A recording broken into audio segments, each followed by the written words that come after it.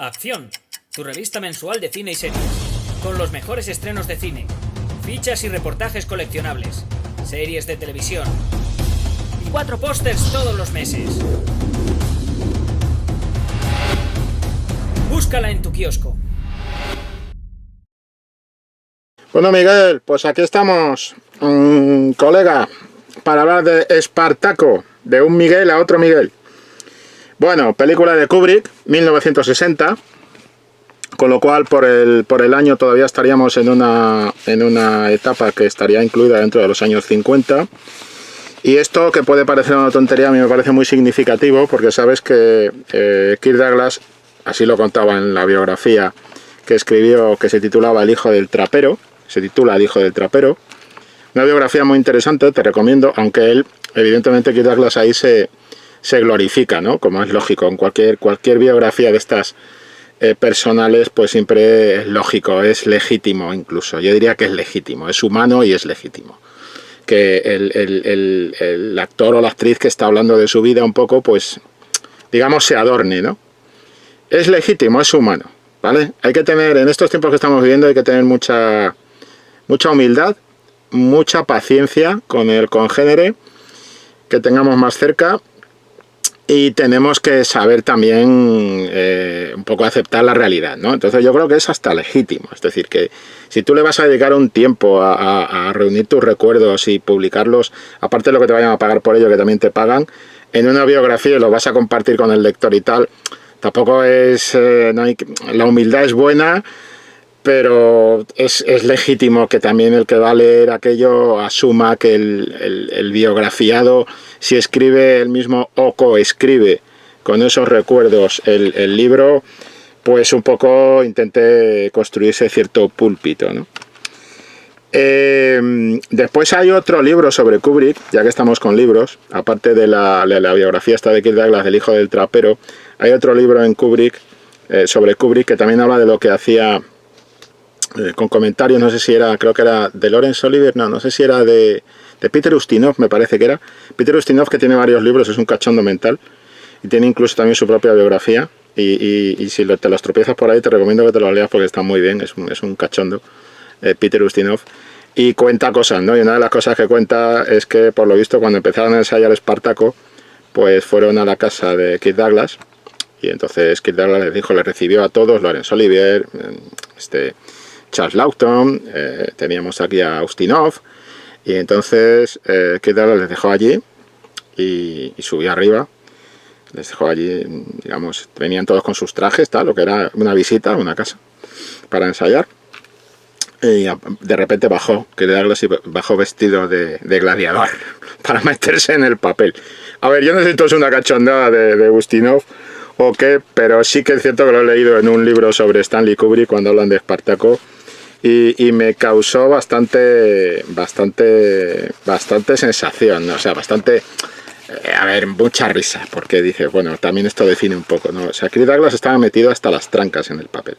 Y como parte de ese meterse hasta las trancas en el papel, incluía el que él un poco digamos, después se puso un poco la gloria de haber sacado de la lista negra a uno de los guionistas represaliados en la caza de brujas, durante la etapa de la caza de brujas de McCarthy.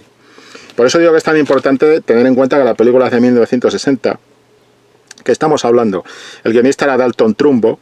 Hay una película después sobre Dalton Trumbo, curiosa, tampoco es, hablando un poco de toda esta época donde aparece este momento de Kirk Douglas trabajando con Dalton Trumbo. No es un documental, es una película protagonizada por el protagonista de la serie Breaking Bad, interpretando a Trumbo, y hay un momento en que Trumbo efectivamente pues se pone a trabajar con Kirk Douglas en el guión de Espartaco, ¿no?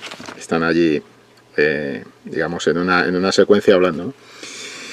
Y es cierto, es decir, Trumbo salió de la lista negra y pudo firmar el guión de Espartaco, y eso fue una novedad, y era un poco romper con ese pasado reciente de Estados Unidos, donde había habido una caza de brujas, por el tema del miedo a la infiltración comunista y demás, ¿no? Y por eso digo que es tan importante, porque esto está en la película, está presente en Espartaco.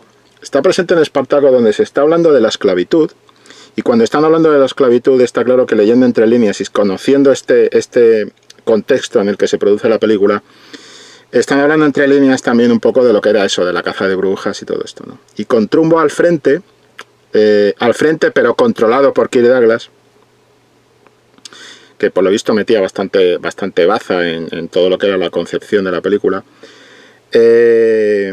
pues digamos que adquiere una relevancia ese mensaje sobre la esclavitud, sobre la figura de Espartaco, como digamos un precursor de la liberación de los esclavos y todo esto, ¿no? Y fíjate de qué manera tan curiosa utilizan el personaje de Woody Strode, el célebre protagonista de la película de John Ford, Sargento Negro, cómo utilizan la figura de este gladiador afroamericano, este gladiador negro en ese momento en la ficción de la película, y un poco para que sea el que de alguna manera en el fondo sea el que realmente dispara el mecanismo que hace que se produzca la rebelión de los esclavos, que es cuando ataca a Craso, el personaje de Laurence Olivier. Ojo, aquí va a haber spoilers, ¿vale? Lo digo porque Miguel ha pedido la crítica porque la ha visto y le interesa la película y quiere que hablemos de ella. Pero si hay gente que no ha visto Espartaco, pues debe de ir a ver Espartaco antes de ver la crítica, si no se la vamos a destripar. A partir de aquí ya ha avisado el spoiler. Evidentemente este gladiador negro es el que dispara un poco el mecanismo de la rebelión, porque si nos damos cuenta, después va a estar su cadáver colgando en un plano, uno de los mejores planos de la película, que es el plano en el que van entrando los gladiadores después de estar en la arena del entrenamiento y todas estas movidas. Van entrando en sus cubículos, donde los tienen allí almacenados prácticamente, más que alojados. Los que hacen es almacenarlos, son como carne, y vemos el trozo del cadáver de Woody Strode boca abajo. Y después, más adelante, tú que has visto la película, Miguel, lo sabes, cuando ya finalmente se produce la rebelión y Espartaco vuelve a la escuela de gladiadores donde se inició todo, para mí es la mejor parte de la película, de la escuela de gladiadores. De hecho, yo creo que la película se sostiene sobre dos puntales. Uno es la escuela de gladiadores, todo lo que pasa en la escuela de gladiadores, y el otro es el tema de la política en Roma. Esos son los dos puntales de la película. Realmente el enfrentamiento a gladiadores romanos, las batallas y tal, no son la parte fuerte de la película, y además Kubrick las trata de una manera muy rápida, ¿no? Ya veremos ahora cómo. Pero lo que quiere decir, cuando vuelve Espartaco después de que se haya producido la rebelión y entra en la escuela de gladiadores, lo primero que hace es posicionarse justo debajo del sitio en el que estaba el cadáver de Woody Strode, lo cual le otorga a Woody Strode ese peso. Y digo que con todo el tema de la caza de brujas, con toda la presencia de Alton Trumbo, evidentemente se está aludiendo en una película de 1960 al tema de la segregación racial. Y hagamos memoria de cómo está en ese momento este asunto en Estados Unidos. Hasta qué punto es importante esto, ¿no? Tenerlo en cuenta. Pero fíjate cómo hacen truco, es decir, el que inicia, el que produce el gatillo de la rebelión es un hombre negro, pero el que conduce la rebelión es Kirk Douglas, es el hombre blanco, ¿no? Que por otra parte era también migrante, hijo de inmigrantes rusos y tal, ¿no?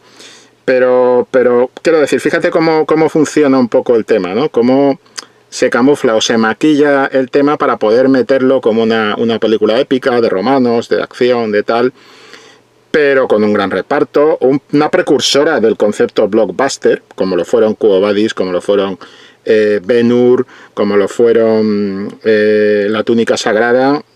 El blockbuster tal como lo conocemos hoy tiene unos precursores, unos antecedentes que los tenemos aquí en este tipo de películas, ¿no? Con gran reparto y tal.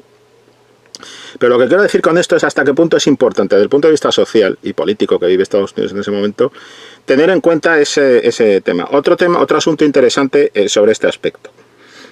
Cómo, en mi opinión, excesivamente se reiteran las imágenes de carácter semidocumental que se introducen en todo lo que es el progreso de los gladiadores, para mostrar esa vida idílica, esa vida feliz, esa vida como de paraíso primario de los liberados, de los esclavos liberados, del pueblo. Y cómo se muestra en todo momento, en la película muestra a la gente que va con los gladiadores, los esclavos que han ido siendo liberados a medida que los gladiadores avanzan por la península italiana, van liberando a gente, van liberando digamos, a esclavos. De hecho, hay unos momentos donde a mí me parece que es demasiado cantoso, ya, la metáfora es demasiado excesiva por simplona.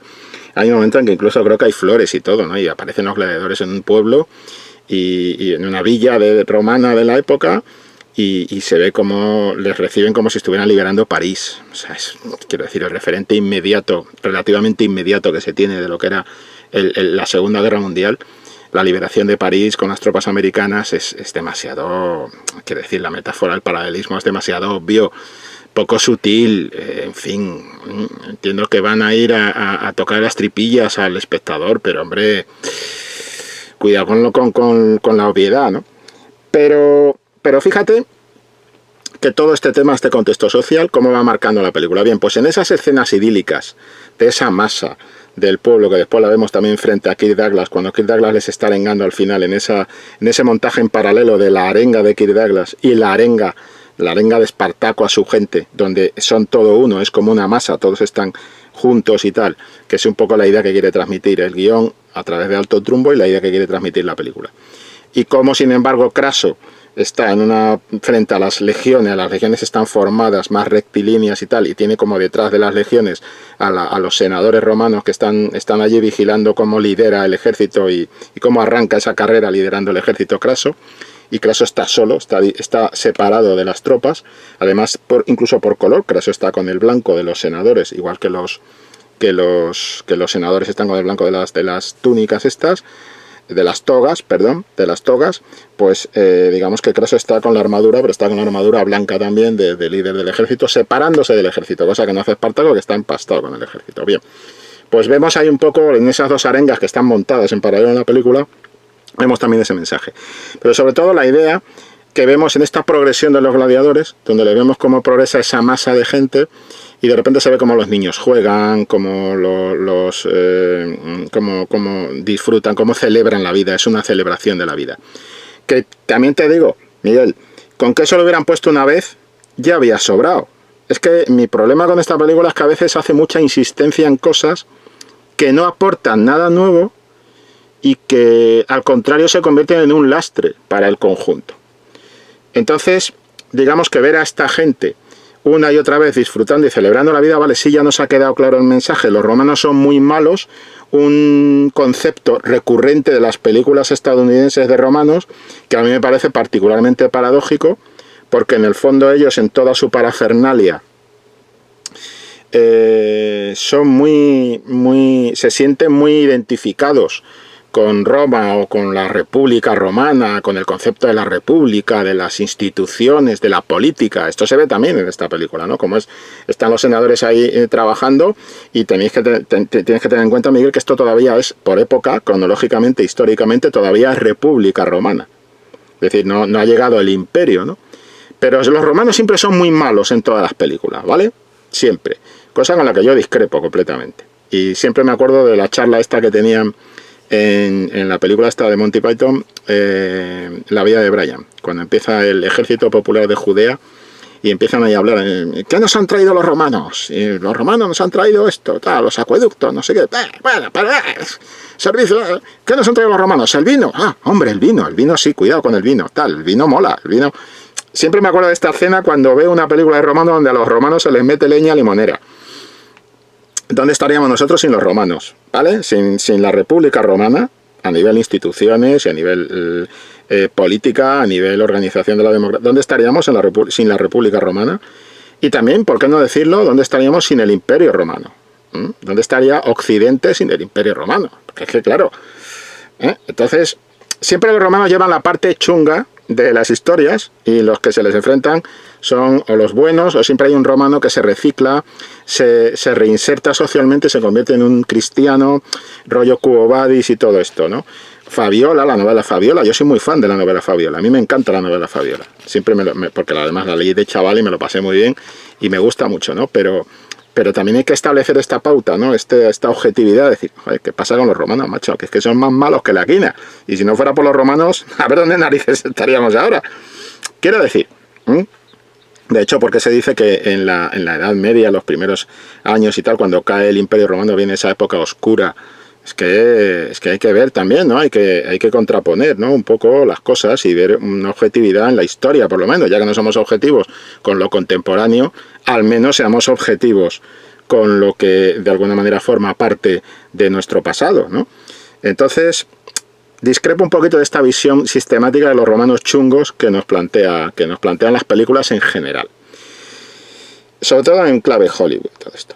Pero bueno, entonces, como digo, cuando te plantean esas imágenes reiterativas de la masa de rebeldes, de liberados progresando y tal, con una vez nos había bastado, que acaban un poquito hasta arriba, porque realmente, si te das cuenta, la película no te describe qué pasa en el campo de los gladiadores. Lo único de lo que tiene referencia de lo que está ocurriendo en el campo de los gladiadores es cuando llega el tipo este de los piratas, que es el que en teoría les tiene que suministrar las naves. Y tiene esa conversación, esas dos conversaciones con Kirk Douglas y Tony Curtis. Es lo único que vemos realmente de estrategia de esto. Y a mí me hubiera gustado ver más. Me hubiera gustado ver más del nivel del momento en el que Espartaco se pone frente al plano de la bota y dice: por aquí viene Pompeyo, por aquí viene, me voy a ver atrapado entre ellos y el mar. Por fuerza me está obligando Craso a que ataque contra Roma. Quiero ver más de eso. Quiero ver más de eso. Y eso no lo veo, porque me están poniendo una serie de imágenes de niños repartiendo flores y haciendo juegos que eso parece Midsommar casi. O sea, vamos a ver, amigos, solo les falta, como dice mi colega Usero, hacer el baile del pollito de Midsommar, ¿no? No, o sea, cuéntame cosas de cómo está funcionando esta gente. Que uno de los planos que me pones es que es un plano muy interesante, ¿eh?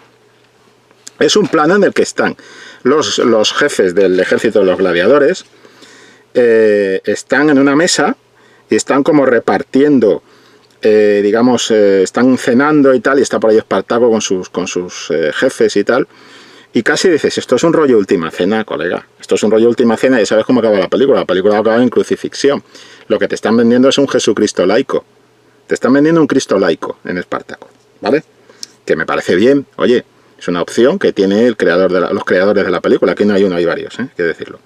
Pero quiero decir que es muy obvio, ¿no? Bien, pero que sí, que vale, que están allí de borrachera y se están bebiendo y tal, muy humanos todos, tal, pero cuéntame cómo esos tíos están atravesándose toda la península italiana y están barriendo a todos los ejércitos romanos que les salen por delante. Caramba, que me haces una elipsis con el primer enfrentamiento con el ejército romano, donde vemos, se ve cómo salen los caballos con Espartaco y demás, y después hay una elipsis y ya ves cuando han ganado y aparecen por ahí entre las llamas y tal, una secuencia que, por cierto, me recuerda mucho al final después de La chaqueta metálica, también de Kubrick, cuando van cantando lo de Mickey Mouse y todo esto. Pero quiero decir que ya es el después de, ¿no? Yo entiendo que eso cuesta pasta, entiendo que hay que... Pero caramba, estás en una clave de superproducción, me estás metiendo 3 horas y pico de metraje. Es que solo veo una batalla. Bueno, no, ni una batalla. Ojo, fíjate lo dosificada que está la batalla, ¿vale? Que sí, que vale, que a un tío le cortan un brazo y tal, que sí, que bueno, que vale, pero no sé, o sea, vamos a ser sinceros, Espartaco, en nivel acción, Espartaco tiene mucha menos chicha que Gladiator, que es una película que bebe de Espartaco, la de Ridley Scott, bebe mucho de Espartaco. Tiene mucha menos acción que en Gladiator. La única parte que realmente referencia a eso y que para mí es la parte de la película, la mejor parte de la película, es el arranque.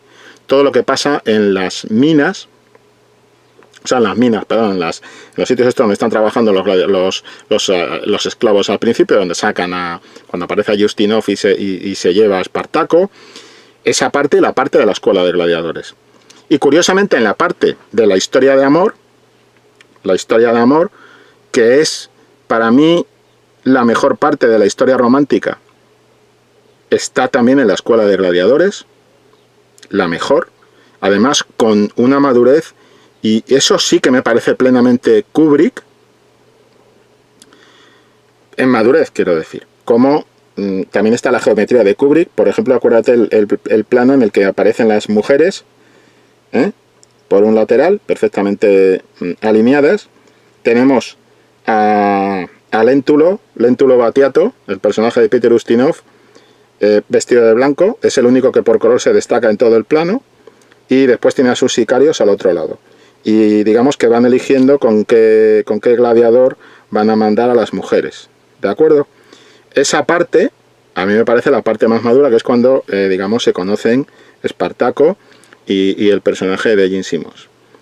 Y es la parte que me parece más interesante, es cómo surge la luz de las emociones, de los sentimientos, del amor, en definitiva, surge la luz en la oscuridad de las grutas estas, de las celdas en las que tienen a los gladiadores, que además les tratan como animales, es decir, están ahí como observándolos como si fueran animales, ¿no?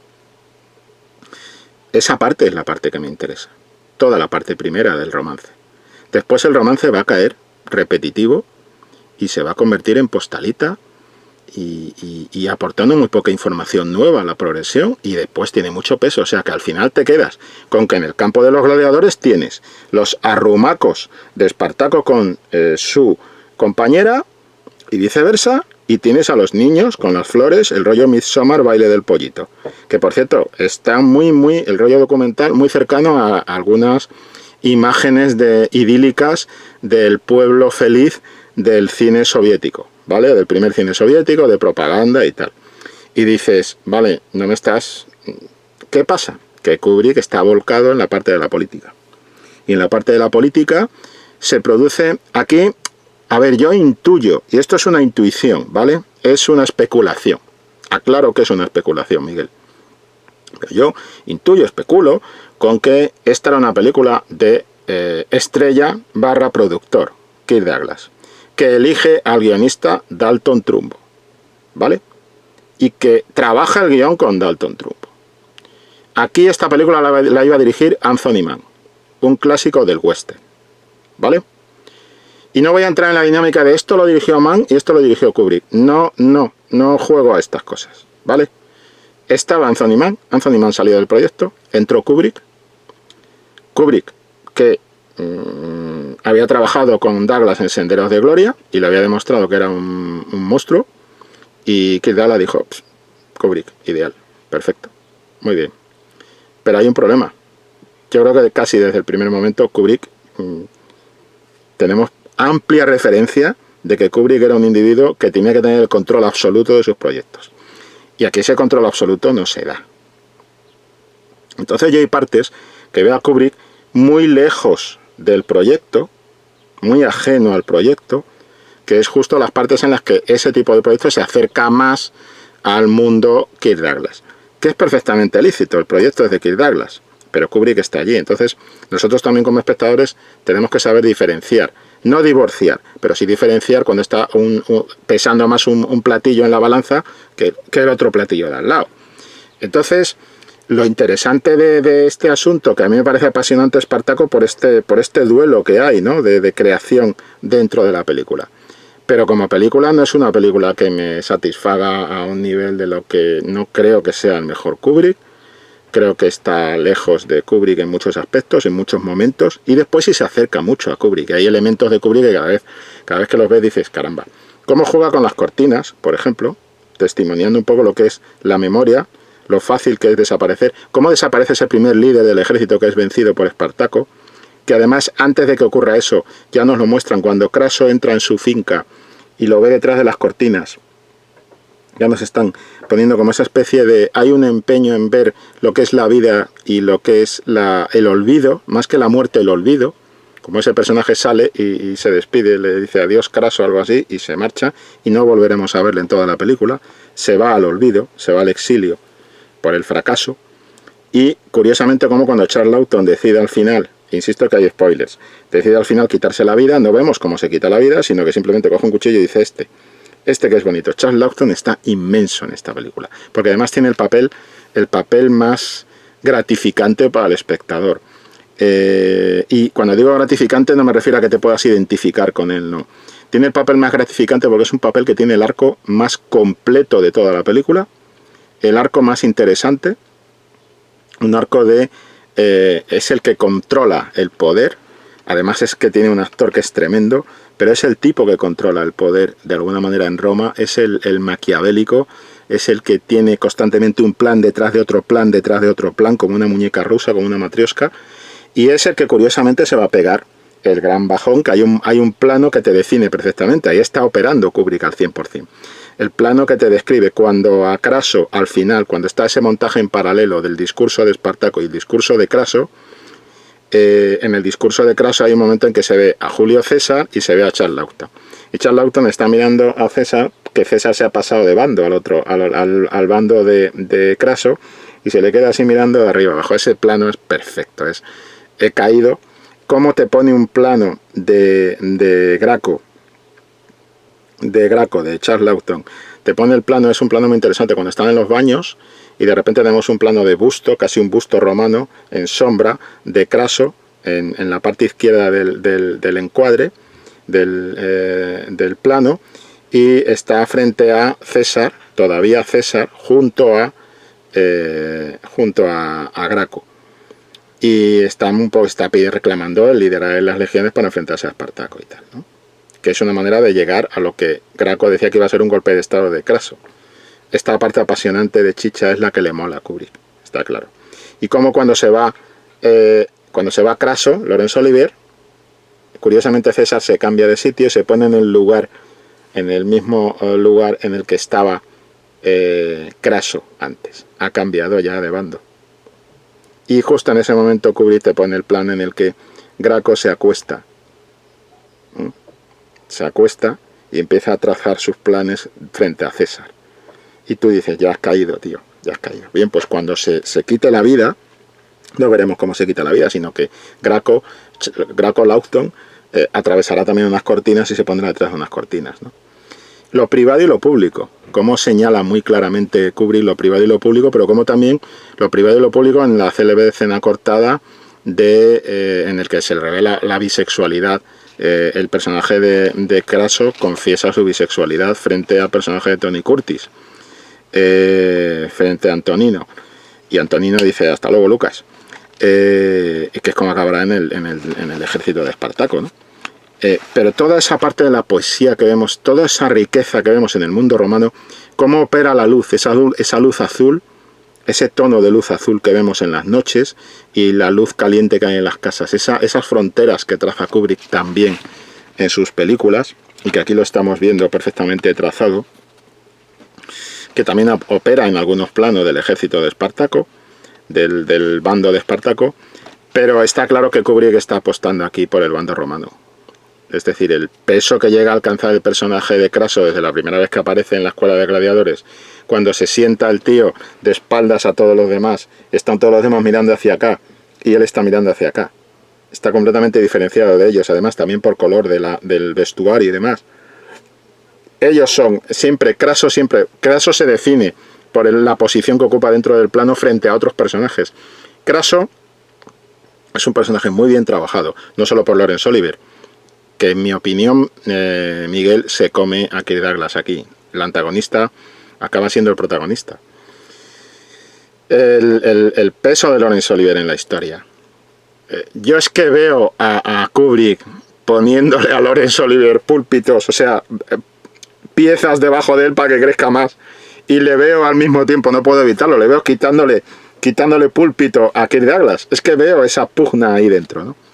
Y después hay partes, pues toda la parte es como si hubieran hecho un pacto, no hubieran dicho, a ver, Kubrick dirigió toda la película, ¿vale? No nos flipemos.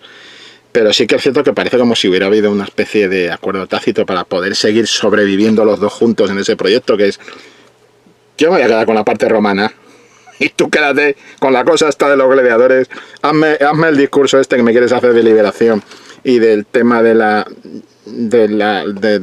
los esclavos y toda esta historia, y déjame a mí con la política romana, que me mola mucho. No sé, yo advierto eso, puedo estar equivocado, pero por eso digo que es una película que está peleada consigo misma, ¿no? Y naturalmente irregular en ritmo.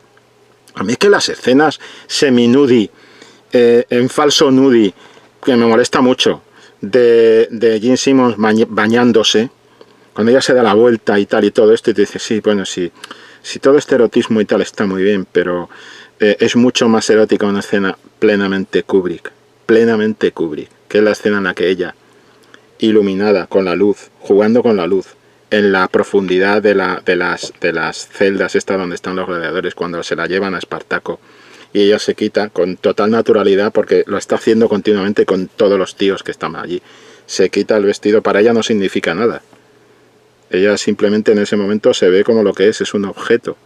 Y ella se quita el traje, pero dentro de quitarse ese traje, esa hija, esa nativa que ha sido capturada, británica, tal, sigue manteniendo su dignidad aquí, en los ojos. Ese es el plano Kubrick, ese es el plano bueno. Por eso digo, toda la parte de historia de amor está bien al principio, está muy bien en la Escuela de Gladiadores.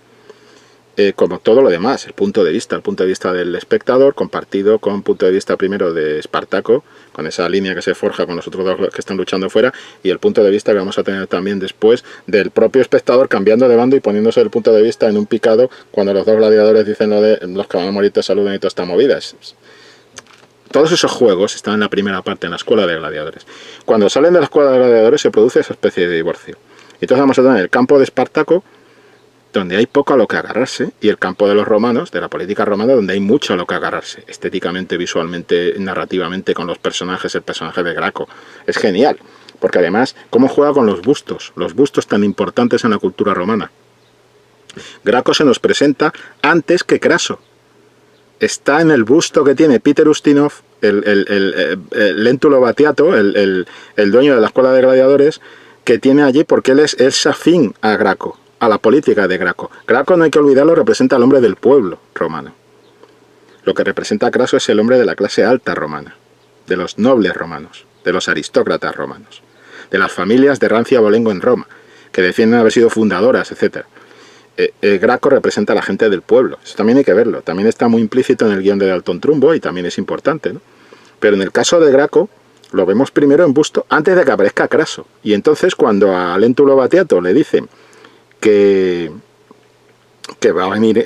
viene Craso a la escuela, dice, venga, tapa el busto. Entonces se tapa el busto y es muy bueno, es una escena de comedia genial cuando llega Craso a la escuela, ve que está eso tapado y dice, mira, uno que está escuchando, pega el tirón del y sale Graco, ¿no? Que es su máximo enemigo en la política. O sea, Graco está presentado antes que Craso. ¿Cómo te presenta en muy poco, con muy poquito, muy rápidamente, la animadversión, el enfrentamiento político que van a sostener esos dos personajes, y que es donde está el corazón de la historia interesante de la película Espartaco? Porque al final lo grave del asunto, para mí, es que la película se titula Espartaco, pero está ninguneado Espartaco y el bando de Espartaco. Es lo menos interesante de la película, en cuanto que salen de la Escuela de Gladiadores. Dentro de la Escuela de Gladiadores está muy bien, pero cuando salen de allí tenemos una serie de paseos, a veces con un tonillo musical de clave western, con esos grandes planos de praderas, que tú dices, ¿qué pinta esto? Nada en una historia como la que estamos viendo. Esos planos como de western, de los caballos avanzando y tal, y tú dices, Y después hay un momento, eso sí, muy Kubrick, que yo no sé, porque claro, al final es difícil saber. No estábamos en el rodaje. Y yo no dudo que haya documentación por ahí que lo diga. Yo no tengo un gran interés en andar hurgando en estas cosas, ¿vale? Prefiero disfrutar de la película, que creo que también un poco es lo que buscáis vosotros cuando pedís las críticas y tal. Pero Miguel, hay un momento en el que yo veo esa meticulosidad con la que Kubrick, o la película, te muestra cómo se mueven las legiones romanas, cómo se van moviendo todas las partes de las legiones romanas. Y yo ahí sí veo al Kubrick meticuloso. Yo ahí sí veo al Kubrick metido con la nariz en los libros de cómo se menea una legión. Yo ahí sí veo al Kubrick buscando la estrategia de las legiones, las distintas partes de las que conforman las legiones, que por otra parte es un tema apasionante. Y cómo hay una parte que va a avanzar, pero que abre paso y va dejando a los otros y tal y cual. Toda esa movida de los cuadros de las legiones es la parte que a mí me parece más interesante de lo que es la parte de las batallas y tal. Pero una vez que empieza la batalla, empiezan esta especie de pinchos morunos rodantes que van con los gladiadores al principio, que lanzan contra las legiones y tal. Cuando empieza la batalla en sí, te propongo alternativa, es decir, tienes centurión, tienes gladiator, y ves una diferencia, más allá de que las comparaciones siempre son odiosas, pero ves una diferencia de decir, cuidado, aquí hay una caña limonera, cuidado, Y en Espartaco eso se ve poco, porque en Espartaco la épica y la tensión está en la política romana y en la parte de los gladiadores. El combate de gladiadores del principio, el combate de Kirk Douglas, que está, no lo olvidemos, tiene un prólogo, que es el prólogo con el combate de los otros dos, y después llega Kubrick y dice, así te lo está haciendo la pantallita esta de panorámica y tal, con estas manías que tienen ahora del cine, de poner estos grandes formatos y tal, ahora te lo voy a hacer yo, Y el combate entre los gladiadores, entre Espartaco y su colega, está muy bien filmado, y tú dices, no es un problema, no, es acción, es que eso no lo vas a ver después en las batallas. Es que eso no lo vas a ver después en las batallas. En las batallas domina la elipsis. Y de repente, antes de que nos demos cuenta, tenemos a Craso ya diciendo, llegando a la célebre escena de, a ver, decidme quién es Espartaco, y entonces se levantan todos y dicen, yo soy Espartaco. Llegando a eso. Ese es el tema. Yo creo que a Kubrick le interesaba otro tipo de cosa, ¿no? Pero bueno, así, digamos que en su conjunto, recorriendo toda la película, es una buena película, es una película de 4 estrellas, pero no está del todo equilibrada. Y a mí toda la parte de voy a tener un hijo, de me estoy bañando aquí desnuda en el agua, pero no me vas a ver, es que eso no es erótico, no es tan erótico ni tan inquietante como lo que vemos de Gene Simmons en esa especie de celda donde encuentra a Kirk Douglas por primera vez. Ese momento en que se quita y solo se le ven los hombros, no hace falta más. El ponerla desnuda, después esos planos, que me da igual si los ha rodado Kubrick, me da lo mismo, pero esos planos en los que está ella con Douglas, él hacia un lado y ella hacia otro, y están hablando de un poco formulando el amor romántico y todo esto que ha preludiado antes la poesía de Tony Curtis y tal, y tú dices, estos tíos están atravesando la bota romana, estos están atravesando la península itálica, estos están ganando a las legiones. Pero si es que esto está a 2 minutos del baile del pollito de Midsommar. Me explico, ¿no? O sea, es que no hay una referencia de lo que supone el atravesar los legionarios, digamos, atravesar lo que es el esfuerzo que supone que estos tíos puedan atravesar Entonces, en fin. Y aquí, para cerrar, quiero recomendarte, pues seguramente a lo mejor lo sabes, si estás interesado por la película y tal, lo sabes, pero había 2 proyectos sobre Espartaco en este momento, en Hollywood. Uno era el proyecto de Kirk Douglas, que es el que salió finalmente, que es Espartaco, el que conocemos, basado en la novela de Howard Fast. Y el otro, que es más, se encajaba más con este tipo de rollo bestseller, de película, amor y todo esto. Y el otro era el proyecto de Jules Briner. Jules Briner tenía un proyecto. Es curioso, porque después Briner y Kirk Douglas se cruzaron en El faro del fin del mundo. Película muy, muy curiosa, porque evidencia que Julio Verne no solo es que... Julio Verne está muy vinculado a historias de como para niños y tal, es mentira. Y eso se ve un poco también en la adaptación del faro del fin del mundo con Kirk Douglas y con Jules Briner. Pero rodada aquí en España, además. Pero fíjate, el proyecto de Jules Briner se basaba en una novela de Arthur Koestler sobre Espartaco. Y esa novela sí que está centrada más en el bando de Espartaco y centrada en cómo el bando de Espartaco va avanzando y van progresando en el tema. Entonces, lo que pasa es que se estableció una carrera entre los dos y se vio que ya Jules Briner vio que iba a llegar antes a cartelera la de Espartaco de Kirk Douglas y al final ese otro proyecto se vio un poco echado a un lado, abandonado y no se sacó adelante, ¿no? A mí me hubiera gustado ver la versión de Briner, que igual después era un pufo de narices, no se sabe, pero una versión de Briner más rollo a los 7 magníficos y tal, nos lo hubiéramos pasado rico y bien, que a lo mejor no tendría el nivel de Espartaco, también te digo. Pero yo sí que pongo en cuestión Espartaco. Creo que es una muy buena película, creo que tiene 4 estrellas, pero creo que es una película desequilibrada en algunos aspectos, ¿no? Y es una película que crece mucho al final. Curiosamente, cuando vencen a Espartaco y empieza todo digamos el enfrentamiento y esos flecos que van quedando en la historia, que todavía quedan como unos 10-15 minutos de final después de que venzan al ejército de Espartaco. Pero creo que crece mucho al final y que está muy bien al principio. Y creo que la parte central, cuando se ve lo que era el progreso de las tropas de Espartaco, eso no está porque tenemos una película sobre Roma, sobre la política de Roma y sobre Craso y tal. Craso y Graco. Y para mí esa es la parte interesante de la peli, por eso digo, es una película de 4 estrellas, claro que sí. 4 estrellas y media, sin apuras, de verdad. Pero no le pondré 5 estrellas porque por este desequilibrio que tiene y porque de verdad me toca mucho las narices el estoy enamorada, estoy enamorado, te quiero, yo también te quiero, voy a tener un hijo, oh Dios mío, qué felicidad.